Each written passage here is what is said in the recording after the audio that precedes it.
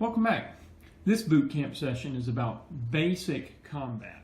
The combat phase is described on page 18 of the manual. But also notice that a number of items such as actions and shadow effects, which are described in combat, are considered advanced topics, and that's described on page 23. In addition, page 27 explains the difference between the basic and the expert game when it talks about tournament play and things. So the basic game, it suggests that you do not use the shadow cards or the shadow effect during combat. So you need to be aware that as you look at the instructions on combat, that you can separate it into basic and advanced types of combat. Now in this boot camp, we won't be dealing with the advanced concepts like actions and forced and revealed effects, responses, and shadow effects. That will be in the advanced combat section. So we will be talking about ready and exhausted, which is described on page 14. That's very key to combat. We'll be talking about the threat tracker. That is fundamental to how the enemies engage. The player marker, the player token, first player token, will just be showing that. Here I'm only going to be showing one player, but that does affect what enemies engage with you. Alright, so the first thing that I want you to do is to get out your threat tracker and bring it forward so we can start, I can explain that. And get 3 of your heroes for your colors for each player. Get them out. And then from the encounter deck, make sure it's been shuffled and it is separated like we had done before, which has only the enemies from the passage through Mirkwood, and shuffle them, and deal out 3 cards and lay them sideways like this in the middle of the table. This is called the staging area. You can think of that as enemies kind of hiding in the shadows. So go ahead and get that done, and then we'll take the next step. Okay, so each player will need to appropriately set their threat tracker. Notice for each hero there is a colored circle at the very top of this set of attack and defend skills. Here, this is Legolas, and Legolas has 9. So what you're going to do is you're going to set your threat tracker to the sum of each of the heroes. So I'm dealing with the red group, and so their sum happens to be 29. So I'm going to set that threat tracker to 29, and I'm going to put it to the side. Okay, so now we're going to decide which enemies engage which players. Now notice when I say player, I'm talking about the human person. I'm not talking about the characters here, the heroes. So in this situation, I'm a single player, but I have 3 heroes. So if you have multiple players, we're talking about, again, which player the enemies will engage.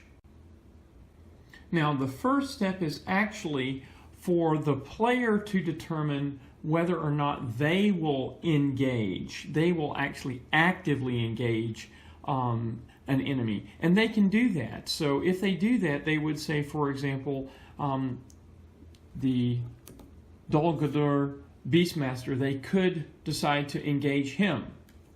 Now, the enemy that you decide to engage, you kind of have to know what's going to happen to the enemies based upon threat anyway, but that's the second step. So I'm going to choose not to engage any enemy because I know that they're going to attack, they're going to engage with me automatically. So now we go to the second step of the engagement or the encounter phase, and that is to do engagement checks. The way this happens is that we start with the first player. That's why I've got this first player token. And I'm going to assume for the second that there are actually multiple players. And what we'll do is we'll take our threat tracker and we'll remember, look at its value. Its value is 29. And each enemy up in the upper left, it has a number that's kind of a threat sensitivity. You can think of it as patience. The higher the number, the less likely that they will engage with you. So this has a number of 35. So this is not going to engage with us automatically because we have a 29, and 35 is more. So he's kind of more patient, if you will. So one quick aside about the threat counter.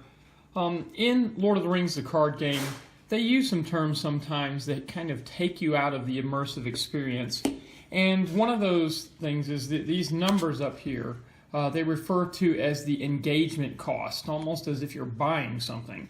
But if you want to have it more, think of it more thematically, you might think of it as patience or perhaps threat tolerance, because the higher the number, the less likely they are to engage with you. So, for example, this Hummerhorns here has a threat tolerance or a patience of 40, which means that they are not going to engage very soon or very quickly.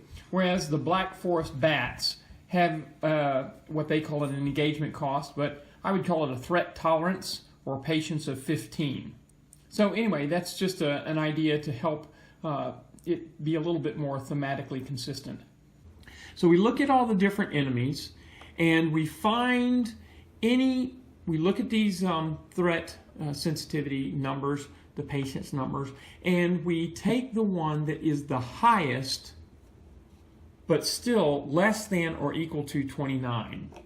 So we have here the Dol Guldur Orcs, and they have a threat sensitivity of 10. And the Forest Spider has this sensitivity of 25. So that's the highest one that we have that is also less than or equal to 29. So the Forest Spider is going to engage with me. Now, we haven't decided at this point in time who he's going to attack. We just know that he's going to engage with me as a player. Now, let's assume that you have a friend who is using the blue, and their threat tracker has a sum of 24 because of 9, 8, and 7. So if it is now their turn, since you already have checked for an engagement of a character, it is their turn to check. And again, the Dol Guldur Orcs are going to engage with your friend. Now, it is possible that there could be other enemies, so now it comes back to you to check to see if there's any more enemies that will engage with you. There is another enemy, but again, we've already checked to see that it is not less than 29, and so it's not going to engage either of the players. So we have finished the engagement checks, so that's the encounter phase is over. No attacking has happened. This just is finding out which enemies are attacking which players. Okay, so go ahead and run through your encounter phase to see which enemies are attacking you. Okay, now we're at the combat phase. So for the sake of instruction, I have brought the second card over here so that I am actually fighting I'm engaged with two different enemies so that we can see how that multiple enemy situation works. So if this were the advanced scenario or advanced training, then we would bring down these shadow effects, but we're not going to do that. We're going to ignore all of the different elements here for the responses. So in fact, we're even going to ignore Gimli's +1 here. We're just going to do it like basic combat so you see the order in which things happen. Now, let me explain a little bit about what's going to happen throughout the entire round and series of rounds. And then we'll go through the exact order in which they need to happen. So the first thing that's very important to understand is that contrary to other types of games where there's attack and defense, the player cannot defend and attack at the same time. So you have to choose what's going to happen. So let's assume that we wanted to defend against this Dol Guldur orcs here. If Legolas was defending, we are going to resolve things. Notice that Legolas has a shield of 1, so he has a defense of 1. And the orcs have an attack of 2, so there will be 1 point of damage done if he is the defender. And when you defend, you have to turn your card sideways, and they call that exhausting. Now, the enemies don't do this. They don't have ready and exhaust, but the players do. And so that's all he can do is defend. So he would get 1 point of damage, and then he also cannot attack. Now, you cannot have 2 players defend against a single enemy. You can have multiple players attack a single enemy. Now, notice, even though we're dealing with the orcs to start with, so they will be the first one to attack, the spiders will then attack later. So we probably want to have 2 defenders. Now, we notice that the spiders, if we look at that, the spiders have an attack of 2 as well. So both of the enemies have an attack of 2, so we want to have the heroes defend with 2. And so we shouldn't have Legolas defend. But in addition, Legolas has an attack of 3, so that's a good idea anyway. Now, we're going to only do 1 at a time, so as we decide we're going to have the orcs attack first, we choose either Thalen or Gimli to defend against that. So let's go ahead and have Thalen do that. So we will exhaust him, and we will then have the orcs attack. They attack with a 2. Gimli's defense is 2, and so no damage occurs. So he has completely blocked that attack. The next thing we will do is we will go to the next enemy and resolve it. So you could turn your card a little bit to the side so that you can see that he's already attacked. Maybe help you keep track. So I'm going to choose Gimli to defend against this. And so Gimli will exhaust. And now Thalen can't defend again because he's already defended once. He's exhausted, so he can't defend again. That's why I'm using Gimli. And so now the spiders will attack with a 2. Gimli has a defense of 2, and so again, he is totally blocked what the spiders have done. So that ends the enemy attack phase. After that happens, we now move the player token to the next player, and their enemies attack them.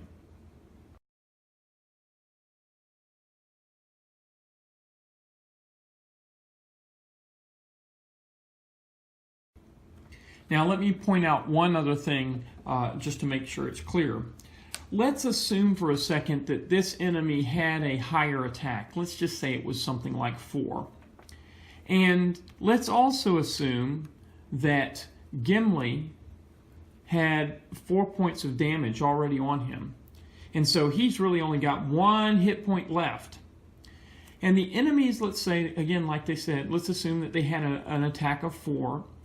Gimli only has a defense of 2, so that would be 2 extra hit points. So 1 damage would come to Gimli, and he's done. He's been defeated, so you would immediately take him out of the game. But you've still got 1 more hit point. Well, that hit point is just wasted. It does not apply to any other hero. So Legolas would not take that hit point. So that's just a point to know.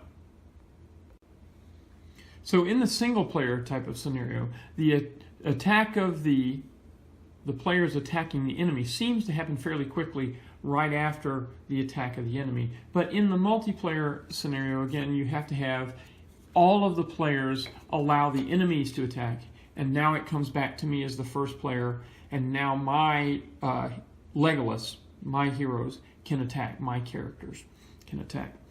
All right, so now Legolas can attack. He has an attack value of 3.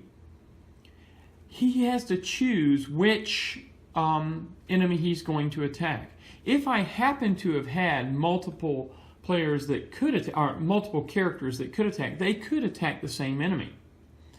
But one character cannot attack multiple people. In other words, if, again, just like before, if I was able to attack here, in fact, let's do this. Legolas has an attack value of 3, and this orc has a defense of 0. So we're going to have a Legolas attack that orc. And in order to attack, just like for the defense, Legolas has to exhaust.